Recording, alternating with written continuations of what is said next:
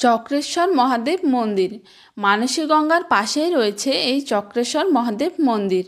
বলা হয় গিরিরাজ গোবর্ধনকে পুজো করায় ব্রজবাসীর উপর রাগ করে ইন্দ্রদেব ব্রজভূমিতে 7 দিন 7 রাত্রি প্রচুর ঝড় বৃষ্টি বর্ষণ করেছিলেন।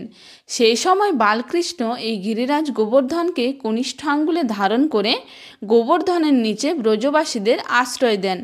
আর এই গিরিরাজের উপরে বৃষ্টির জল পড়ে গিরিরাজজি যাতে বিধ্বস্ত না হয়ে যায় সেই জন্য এই গোবর্ধন পর্বতের উপরে উঠে মহাদেব তার ত্রিশূলকে চক্রের মতো ঘুরিয়েছিলেন, যার ফলে বৃষ্টির সমস্ত জল গোবর্ধন পর্বতের বাইরে পড়ছিল।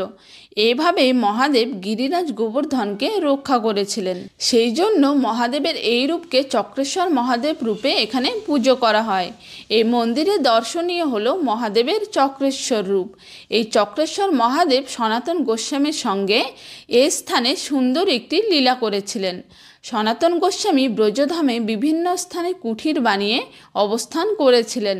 একসময় তিনি মানসী গঙ্গার কাছে পাবন সরোবরক নামক স্থানে চক্রেশ্বর মহাদেবের সঙ্গে অবস্থান করছিলেন এবং প্রত্যহ রাত্রিবেলা ভগবানের নাম জপ ভজন করতেন। নাম জপ ভজন করার সময় এই সরোবরের মাছ খুব লাফালাফি করত, ফলে জলের আওয়াজে সনাতন গোস্বামীর ভজনে বিঘ্ন ঘটত। এই জন্য সনাতন গোস্বামী এই স্থান ছেড়ে চলে যাওয়ার মনস্থির করেন।